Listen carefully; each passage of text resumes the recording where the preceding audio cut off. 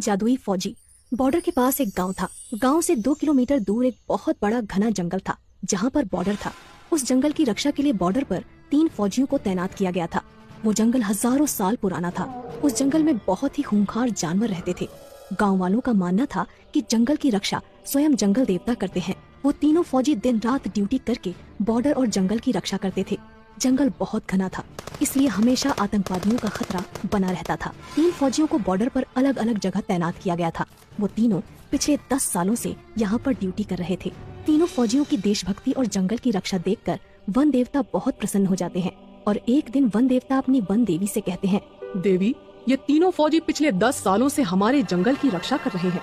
मैं इनकी कर्तव्य निष्ठा देखकर बहुत प्रसन्न हूँ और उन्हें कुछ वरदान देना चाहता हूँ। तब वन देवी कहती हैं, हे नाथ, आप बिल्कुल सही कह रहे हैं।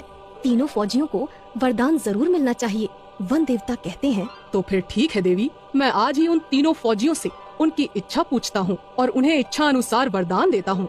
इतना कहकर वन देवता वहाँ से गायब हो जाते हैं और पहले वाले फौजी के पास पहुँच जाते हैं। वो पहला फौजी अचानक से वन देवता को देखकर आश्चर्यचकित हो जाता है और कोई जादुई भूत समझकर अपनी बंदूक से वन देवता को गोली मार देता है। लेकिन उसकी गोली से वन देवता को कुछ नहीं होता और वन देवता कहते हैं, रुको फौजी, मैं वन देवता हूँ। फौजी डरते हुए कहता है, प्रणाम देवता, मैंने आपको पहचाना नहीं, मुझे माफ कर दीजिए। तब वन देवता कहते हैं, कोई बात नहीं फौजी, तुम पिछले 10 सालों से लगातार इस जंगल की रक्षा कर रहे हो। मैं तुम्हारी कर्तव्य निष्ठा से बहुत प्रसन्न हूँ और तुम्हें एक वरदान देना चाहता हूँ। इतना सुनकर वो फौजी बहुत प्रसन्न होता है, लेकिन फिर वो सोच में पड़ जाता है कि वन देवता से क्या वरदान मांगूं।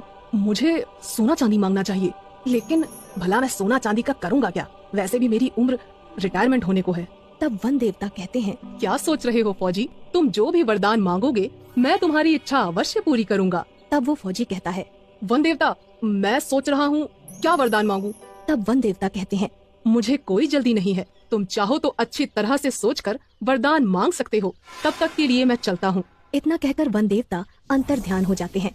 वन देवता के जाते ही वो फौजी लगातार सोच में पड़ जाता है कि उसे क्या वरदान मांगना चाहिए। वो अपने मन में सोचता है, मेरे पास भगवान का दिया हुआ सब कुछ है, एक अच्छी बीवी है, 2 बाल बच्चे हैं और सभी की जिंदगी खुशी खुशी गुजर रही है। मुझे अपनी देश की रक्षा के लिए कुछ मांगना चाहिए। वो पहला फौजी काफी देर तक सोच विचार करने के बाद वन देवता को पुकारता है। वन देवता तुरंत वहाँ प्रकट हो जाते हैं। बोलो फौजी, तुम्हें क्या वरदान चाहिए? तब वो फौजी कहता है, वन देवता जी, मेरे पास सब कुछ है, लेकिन आप मुझे एक जादुई बंदूक प्रदान करें। उस बंदूक से मैं जो कुछ भी मांगू मेरी वो इच्छा पूरी हो जाए। इसके बाद वन देवता कहते हैं, जैसी तुम्हारी इच्छा, मैं तुम्हें एक जादुई बंदूक प्रदान करता हूँ। इस बंदूक की मदद से तुम कुछ भी कर सकते हो। इसके बाद वन देवता उस फौजी को एक जादुई बंदूक प्रदान करते हैं और वहाँ से गायब हो जाते हैं। वन देवता के जाते ही वो पहला फौजी कहता है, मुझे इस जादुई बंदूक का टेस्ट करना चाहिए। मुझे बहुत तेज भूख लगी है, मुझे शाही खाना चाहिए। और इतना कहते ही उस फौजी के सामने बहुत सारा शाही खाना प्रकट हो जाता है। वो फौजी खाना खाने लगता है। इसके बाद वन देवता दूसरे फौजी के पास पहुँचते हैं। दूसरा फौजी उस समय जंगल के पास मौजूद एक तालाब में नहा रहा था। वन देवता को देखते ही वो फौजी थोड़ा घबरा जाता है और कहता है, अरे तुम कौन हो? तब वन देवता कहते हैं, घबराओ मत फौजी, मैं वन देवता हूँ। तुम पिछले 10 सालों से मेरे जंगल की देखभाल कर रहे हो। मैं तुम्हारी कर्तव्य निष्ठा से बहुत प्रसन्न हुआ हूँ और तुम्हें एक वरदान देना चाहता हूँ। तब वो दूसरा फौजी पानी से बाहर आता है और वन देवता को प्रणाम करते हुए कहता है, प्रणाम वन देवता, मेरे पास एक अच्छी नौकरी है, घर परिवार है, धन संपत्ति भी है, लेकिन मैं बहुत बूढ़ा हो गया हूँ, इसलिए मेरे शरीर में अब वो ताकत नहीं रही। तब वन देवता कहते हैं, तुम हमसे क्या चाहते हो फौजी? साफ साफ बताओ। तब वो दूसरा फौजी कहता है, वन देवता, आप मुझे एक जादुई छड़ी प्रदान करें जिससे मेरी हर इच्छा पूरी हो।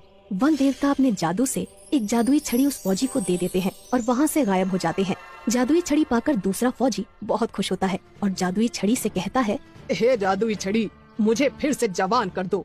और इतना कहते ही वो जादुई छड़ी उस फौजी को फिर से जवान और ताकतवर बना देती है। अपने ताकतवर शरीर को देखकर वो फौजी सब कुछ भूल जाता है और अहंकार में आकर जादुई छड़ी से कहता है, जादुई छड़ी, मेरे चारों तरफ बहुत सारे आतंकवादियों को खड़ा कर दो ताकि मैं सबको मार सकूं। इतना कहते ही उस फौजी के चारों तरफ बहुत सारे आतंकवादी प्रकट हो जाते हैं। फौजी अपनी बंदूक से एक आतंकवादी को गोली मार देता है, लेकिन इससे पहले कि वो फौजी सारे आतंकवादियों को गोली मारता, सभी आतंकवादी मिलकर उस फौजी पर गोलियां चलाने लगते हैं और उस फौजी की मौत हो जाती है। इसके बाद वन देवता तीसरे फौजी के पास पहुंच जाते हैं। इस समय तीसरा फौजी सो रहा था, क्योंकि वो रात भर बॉर्डर पर ड्यूटी करता था। वन देवता उस तीसरे फौजी के सपने में आते हैं और कहते हैं, उठो फौजी, कुछ लोग जंगल में पेड़ काट रहे हैं, जाओ और जाकर उनको रोको। इतना सुनते ही वो तीसरा फौजी अचानक नींद से जाग जाता है, लेकिन उसे अपने आसपास कोई नहीं दिखाई देता। वो कहता है, कहीं मेरा सपना सच तो नहीं था, मुझे जंगल में जाकर देखना चाहिए।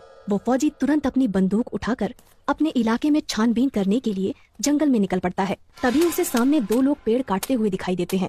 फौजी चिल्लाकर कहता है, कौन हो तुम लोग और इस जंगल में आने की हिम्मत कैसे हुई? फौजी दौड़कर उन दोनों को पकड़ लेता है और कहता है, अगर आज के बाद तुम लोग इस जंगल में दिखाई दिए तो मैं तुम्हें पुलिस के हवाले कर दूंगा। इसके बाद वो दोनों आदमी वहाँ से भाग जाते हैं। तभी अचानक वन देवता वहाँ प्रकट हो जाते हैं। वाह फौजी वाह, तुम्हारी वजह से ये जंगल सुरक्षित है। मैं वन देवता हूँ और तुम्हारी कर्तव्य निष्ठा देखकर मैं तुम्हें एक वरदान देना चाहता हूँ। मांगो फौजी, तुम क्या मांगना चाहते हो? तीसरा फौजी थोड़ा सोच विचार करके वन देवता से कहता है, वन देवता, मैं जब भी अपनी वर्दी पहनकर बॉर्डर पे जाऊं तो मुझे कोई देख ना पाए, मैं अपनी वर्दी पहनकर गायब हो जाऊं। तब वन देवता कहते हैं, एक बार और सोच लो वत्स, तुम चाहो तो कुछ और भी मांग सकते हो। वो तीसरा फौजी थोड़ा अड़ियल था। वो वन देवता से यही वरदान देने को कहता है। वन देवता उसे वरदान देकर वहाँ से चले जाते हैं। अब वो फौजी जैसे ही अपनी वर्दी पहनता था, वो किसी को दिखाई नहीं देता था। तभी जंगल में वहाँ आतंकवादी आ जाते हैं, जो दूसरे फौजी ने जादुई छड़ी की मदद से प्रकट किए थे, और फौजी उन्हें देख लेता है। पर वो फौजी किसी को दिखाई नहीं देता, क्योंकि उसने अपनी वर्दी पहन रखी थी। फौजी अपनी बंदूक उठाता है और एक एक करके सारे आतंकवादियों को मार देता है।